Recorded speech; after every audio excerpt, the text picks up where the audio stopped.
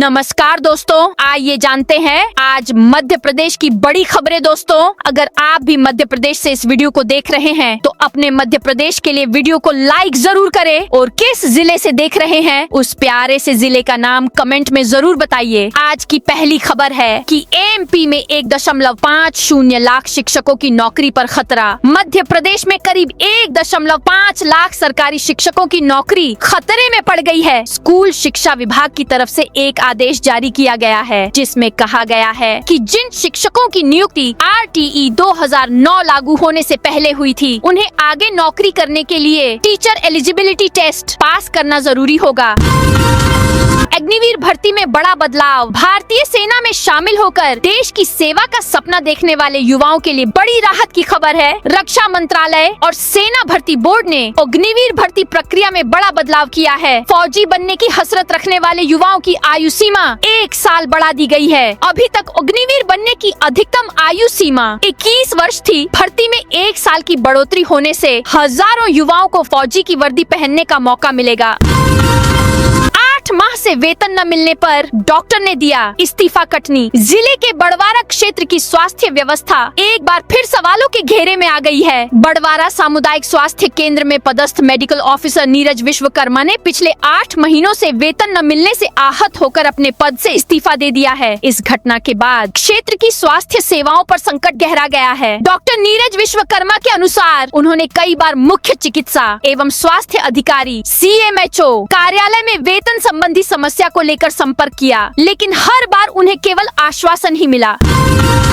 MP के बड़े आदिवासी महोत्सव में शामिल होंगे अमित शाह। प्रदेश का पहला बैगा महोत्सव शहडोल में नहीं बल्कि बालाघाट में होगा। जिले में स्थान के चयन की प्रक्रिया लगभग पूरी कर ली है। यह जिला मुख्यालय या आसपास के क्षेत्रों में मार्च के अंत या अप्रैल के पहले सप्ताह में होगा। इसमें केंद्रीय गृह मंत्री अमित शाह शामिल होंगे। आदिवासी समाज से आने वाले अन्य केंद्रीय व राज्य के मंत्री व प्रमुख जन भी हिस्सा लेंगे। रतलाम में 65 केंद्रों पर 5 मई तक होगी गेहूं खरीदी। रतलाम जिले में इस साल गेहूं की खरीदी 5 मई तक की जाएगी। 10 मार्च तक गेहूं उपार्जन के लिए किसान पंजीयन किए जा रहे हैं। रबी विपणन वर्ष 2026 से 27 में न्यूनतम समर्थन मूल्य 2585 प्लस 40 रूपए बोनस पर गेहूं की खरीदी 16 मार्च से 5 मई तक प्रति सोमवार से शुक्रवार तक की जाएगी। जिले में गत वर्ष अनुसार ही 65 उपार्जन केंद्रों पर गेहूं खरीदी समर्थन मूल्य पर की जाएगी। मैहर के शारदा मंदिर की रोपवे सेवा 14 मार्च तक बंद। मैहर जिला में स्थित मां शारदा देवी मंदिर में संचालित दामोदर रोपवे सेवा 5 मार्च से 14 मार्च तक मेंटेनेंस कार्य के कारण बंद कर दी गई है। रोपवे प्रबंधन ने ऑनलाइन टिकट बुक कराने वाले यात्रियों को टिकट कैंसिल कर रिफंड लेने की सुविधा दी है। मैहर स्थित मां शारदा देवी मंदिर में संचालित दामोदर रोपवे सेवा 5 मार्च से 14 मार्च तक मेंटेनेंस कार्य के चलते पूरी तरह बंद कर दी गई है। इस अवधि में रोपवे का संचालन स्थगित रखा गया है। कृष्ण सर्किट बनाने के लिए दूसरे राज्यों के साथ MOU करेगी MP सरकार। कृष्ण पाथेय बनाने में जुटी मध्य प्रदेश सरकार अब कृष्ण सर्किट बनाने की दिशा में काम कर रही है। इसके लिए विभिन्न राज्यों के बीच अनुबंध करने की तैयारी है। कुछ राज्यों के बीच सहमति भी बन चुकी है। राज्य एक दूसरे को किन विषयों पर सहयोग करेंगे यह MOU में निर्धारित होगा। सर्किट बनने से न सिर्फ सुविधाओं का विस्तार होगा बल्कि पर्यटन गतिविधियों को भी बढ़ावा मिलेगा। CM का ऐलान, इस दिन भेजेंगे 1500 रूपए। मध्य प्रदेश की महत्वाकांक्षी लाडली बहना योजना की पात्र महिलाओं के लिए बड़ी खबर है। लाडली बहना योजना की 34वीं किस्त जल्द ही जारी होने वाली है। इस बार प्रदेश की करीब 1.28 करोड़ महिलाओं के खातों में सीधे 1500 से 1500 रूपए की राशि भेजी जाएगी। मुख्यमंत्री मोहन यादव सिंगल क्लिक के माध्यम से यह राशि पात्र महिलाओं के खातों में ट्रांसफर करेंगे। इस बार ये राशि ग्वालियर से सिंगल क्लिक के जरिए ट्रांसफर की जाएगी। दरअसल CM मोहन यादव जल्द ही ग्वालियर के दौरे पर रहेंगे। लव कुश के जन्मस्थल को संवारेगी सरकार। MP के अशोकनगर जिले के करीला धाम में श्रद्धा, आस्था और भक्ति का अद्भुत संगम दिखाई दे रहा है। यहाँ लाखों लोगों की भीड़ लगी है। माता सीता यहाँ अपने दोनों पुत्र लव कुश के साथ विराजमान हैं। देश का यह एकमात्र अद्वितीय मंदिर है जहाँ सीता जी अपने दोनों पुत्रों के साथ पूजी जाती हैं। करीला धाम को लव कुश की जन्म स्थली भी माना जाता है। रंग पंचमी पर मुख्यमंत्री डॉक्टर मोहन यादव भी सपत्नीक इस पावन स्थल पर पहुँचे और विधिवत पूजा अर्चना की। इस मौके पर उन्होंने लव कुश की बाल लीलाओं की साक्षी करीला धाम की पवित्र स्थली के संपूर्ण विकास की योजना बनाने का ऐलान किया। एमपी में किसानों को बोनस का अधिकतम लाभ दिलाने के लिए कृषि मंत्री का बड़ा बयान। मध्य प्रदेश में किसानों की आय में वृद्धि के लिए राज्य सरकार अनेक कवायदें कर रही है। इस संबंध में प्रदेश के किसान कल्याण एवं कृषि विकास मंत्री एदल सिंह कंषाना का बड़ा बयान सामने आया है। उन्होंने आय में बढ़ोतरी के लिए किसानों को उड़द उगाने को कहा है। कृषि विकास मंत्री एदल सिंह कंषाना ने कहा है कि प्रदेश में उड़द की खेती को प्रोत्साहित किया जा रहा है। इसके लिए राज्य सरकार द्वारा उड़द खरीदी पर 600 रुपए प्रति क्विंटल बोनस देने की घोषणा की गई है। अधिक से अधिक उड़द की खेती करने पर किसानों को इस बोनस का अधिकतम लाभ मिलेगा। उन्होंने किसानों से ज्यादा उड़द की बोवनी करने और अगली फसल की तैयारी भी समय पर करने की अपील की। 10 मार्च होंगे समर्थन मूल्य पर गेहूं बेचने के पंजीयन। समर्थन मूल्य पर गेहूं खरीदी के लिए किए जाने वाले पंजीयन की अंतिम तिथि 10 मार्च है। किसान भाई अब 10 मार्च तक जिले में निर्धारित 132 पंजीयन केंद्रों के माध्यम से उपार्जन के लिए पंजीयन करवा सकते हैं। एमपी में भाजपा नेता की सड़क हादसे में मौत। मध्य प्रदेश के छिंदवाड़ा जिले के हर्रई क्षेत्र में रविवार को सड़क हादसे में भाजपा नेता की मौत हो गई। हर्रई क्षेत्र के वरिष्ठ भाजपा नेता श्याम साहू अपने साथियों के साथ बरमान से नर्मदा स्नान कर लौट रहे थे, तभी उनकी कार सामने से आ रहे आयशर ट्रक से टकरा गई। हादसे में भाजपा नेता की मौके पर ही मौत हो गई, जबकि कार में सवार अन्य लोग गंभीर रूप से घायल हुए हैं, जिन्हें जिला अस्पताल में भर्ती कराया गया है। 8 अफसर अधिकारियों को थमाए नोटिस। मध्य प्रदेश के ग्वालियर में लोक सेवा गारंटी अधिनियम के तहत तय समय सीमा में आम नागरिकों को सेवाएं न उपलब्ध कराना जिले के 8 अधिकारियों और कर्मचारियों को भारी पड़ गया। कलेक्टर रुचिका चौहान ने सभी को कारण बताओ नोटिस जारी किए हैं और स्पष्ट किया है कि संतोषजनक जवाब नहीं मिलने पर दंडात्मक कार्रवाई की जाएगी। लेट हो गया मेट्रो की ब्लू ऑरेंज लाइन का काम। मेट्रो रेल के चेंजओवर क्रॉसिंग स्टेशन की राह में 36 आरा मशीनें बाधक बन रही है। स्थिति ये कि इनके लिए एयरपोर्ट के पास रातीबड़ में करीब 12 एकड़ क्षेत्रफल में 8 करोड़ रुपए की लागत से विकास कार्य किया गया है, लेकिन मशीनें शिफ्ट नहीं हुई। पुल पात्रा पुल बोगदा के बीच ये मशीनें हैं। मेट्रो रेल कॉर्पोरेशन के अफसरों का कहना है कलेक्टर के माध्यम से करीब 5 करोड़ रुपए का मुआवजा भी दिया गया, बावजूद इसके काम शुरू नहीं होने दिया जा रहा है। अविमुक्तेश्वरानंद पर एफआईआर कराने वाले आशुतोष महाराज पर चलती ट्रेन में हमला। स्वामी अविमुक्तेश्वरानंद सरस्वती के खिलाफ एफआईआर कराने वाले आशुतोष महाराज ब्रह्मचारी पर रविवार तड़के चलती ट्रेन में जानलेवा हमले का मामला सामने आया है। आशुतोष महाराज के अनुसार सुबह 5 बजे रीवा आनंद विहार एक्सप्रेस के एसी फर्स्ट कोच में 2 से 3 लोगों ने उन पर धारदार हथियार से हमला कर दिया, जिससे वह घायल हो गए। आशुतोष दिल्ली से प्रयागराज आ रहे थे और ट्रेन के एसी फर्स्ट कोच के एफ केबिन में यात्रा कर रहे थे। उन्होंने आरोप लगाया कि अज्ञात लोगों ने उन्हें जान से मारने का प्रयास किया। 100 फीट चौड़ी सड़क पर था अतिक्रमण। प्रशासन ने चलाई जेसीबी। मध्य प्रदेश के गुना शहर में बीजी रोड और बीजी बाईपास की सड़क को अतिक्रमणकारियों ने दोनों ओर कब्जा कर 100 फीट की सड़क को मात्र 60 फीट की कर दी। इससे आए दिन जाम के साथ दुर्घटनाएं होने लगी। जाम न लगे, दुर्घटनाएं न हो, इसको देखते हुए पिछले दिनों कलेक्टर किशोर कन्याल की अध्यक्षता में हुई बैठक में लिए गए निर्णय के बाद शनिवार से वहां नपा प्रशासन का संयुक्त हथौड़ा चलने लगा। दिन भर चले अतिक्रमण हटाओ अभियान से सड़क के दोनों ओर से अतिक्रमण हटाए गए। यहाँ लोगों ने 20-20 फुट तक कब्जे कर पक्के निर्माण कर लिए थे। अब इन 2 शहरों तक पहुंचेगी ट्रेन। डीपीआर तैयार। इंदौर उज्जैन से पीथमपुर तक मेट्रो चलाने के लिए तेजी से काम चल रहा है। सर्वे के साथ डीपीआर तैयार की जा रही है। अब तय हुआ है कि मेट्रो पीथमपुर के साथ महू तक चलेगी। रूट में बदलाव किया गया है। हालांकि अफसरों का मानना है कि इंदौर से उज्जैन के बीच मेट्रो ट्रेन का काम सिंहस्थ 2028 के बाद ही शुरू हो पाएगा। रोक के बाद भी अवैध कॉलोनियों में चल रहा था निर्माण। बीना नगर पालिका ने अवैध कॉलोनी काटने वालों को नोटिस जारी कर निर्माण कार्यों पर रोक लगाई है, लेकिन फिर भी कुछ कॉलोनियों में निर्माण जारी है और नई कॉलोनी भी काटी जा रही है। सूचना मिलने पर शनिवार को सीएमओ राहुल कौरव ने टीम के साथ 2 कॉलोनियों का निरीक्षण किया।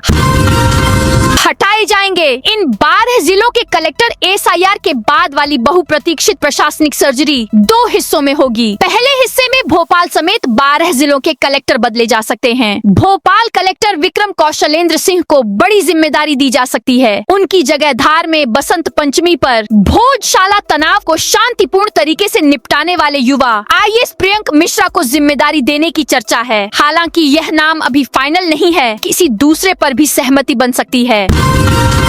715 परिवार होंगे विस्थापित। मध्य प्रदेश के जबलपुर में मदन महल पहाड़ी पर हुए अतिक्रमण को हटाने की कार्रवाई शनिवार को शुरू हुई। सुप्रीम कोर्ट के निर्देश के बाद प्रशासन एक्शन में आया और राजस्व विभाग, नगर निगम और पुलिस की संयुक्त टीम मौके पर पहुंची। अतिक्रमण हटाने पहुंचे अमले ने यहां पहले अतिक्रमण कर बनाए गए मकानों को खाली कराया और फिर उन पर बुलडोजर चलाया। प्रशासनिक अधिकारियों का कहना है कि मदन महल की पहाड़ी से हटाए जा रहे लोगों को तेवर ग्राम में विस्थापित किया जा रहा है। वहां लोगों को प्लॉट आवंटन की प्रक्रिया शुरू कर दी गई है।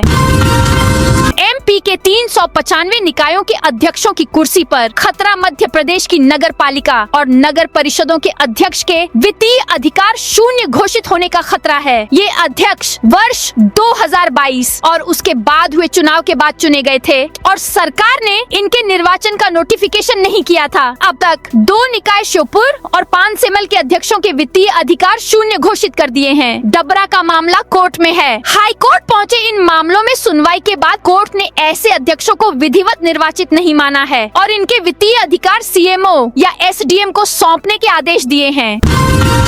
PG में नई शिक्षा नीति का पहला रिजल्ट। नई शिक्षा नीति लागू होने के बाद पहली बार हुई PG 2 वर्षीय कोर्स की परीक्षा का पहला परिणाम देवी अहिल्या विश्वविद्यालय ने घोषित कर दिया। सबसे पहले MCOM का रिजल्ट जारी हुआ है। इसमें 88% से ज्यादा छात्र पास हो गए। परीक्षा में 1200 छात्र बैठे थे, जिनमें से 1055 से ज्यादा छात्र पास हुए हैं। फेल होने वाले छात्रों की संख्या सिर्फ 22 रही।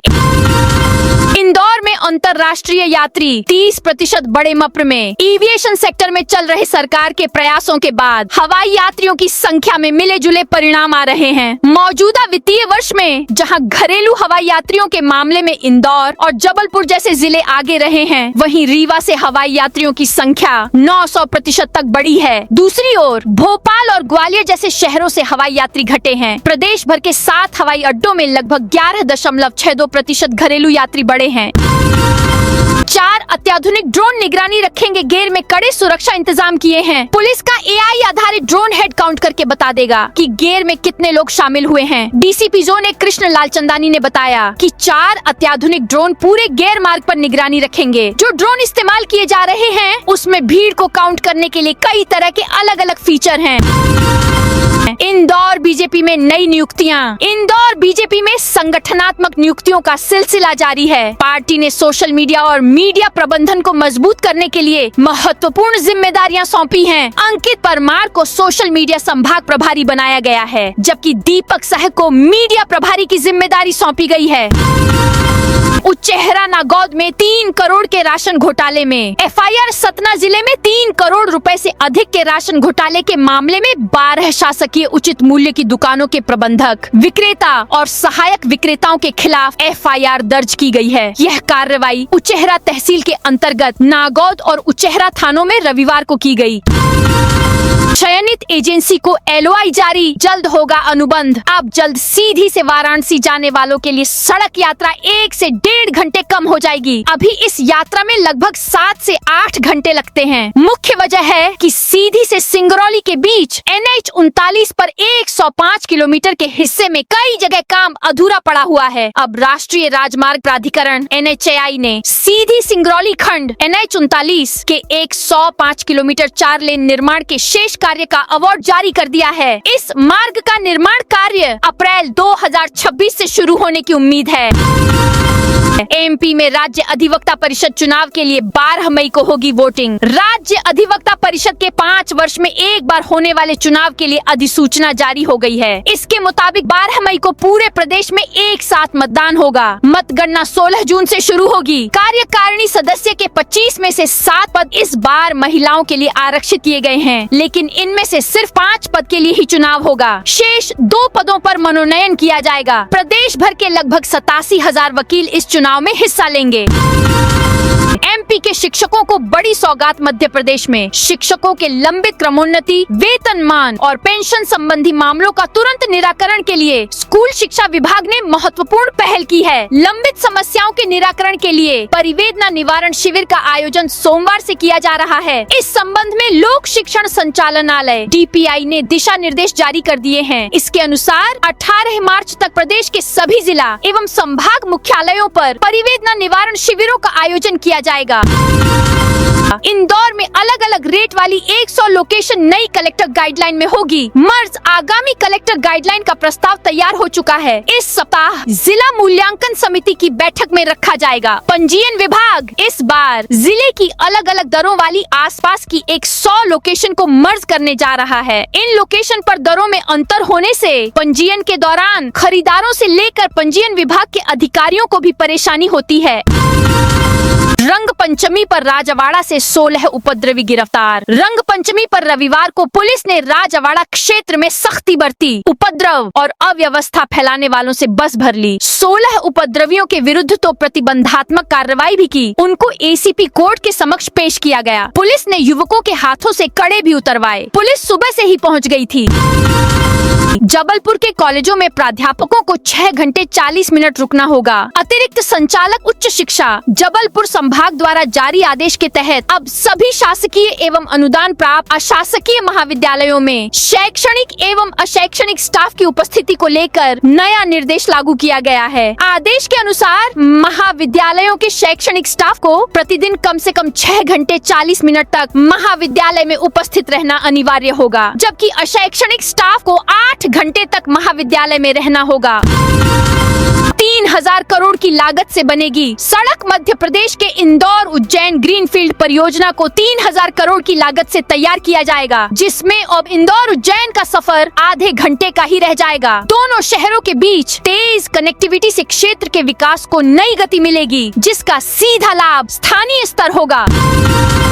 इलेक्ट्रिसिटी बिल की टेंशन खत्म आने वाले समय में इमारतों में बिजली की खपत को नियंत्रित करना और भी आसान हो सकता है। भारतीय विज्ञान शिक्षा एवं अनुसंधान संस्थान आइसर की नई स्मार्ट टेक्नोलॉजी की मदद से अब यह पता लगाया जा सकेगा कि किस भवन में कितने लोग मौजूद हैं और उसी हिसाब से बिजली का उपयोग किया जा सकेगा। इससे ऊर्जा की बचत के साथ भवन प्रबंधन भी बेहतर होगा। यह रिसर्च आइसर के associate professor Haroon R Lone द्वारा की गई है।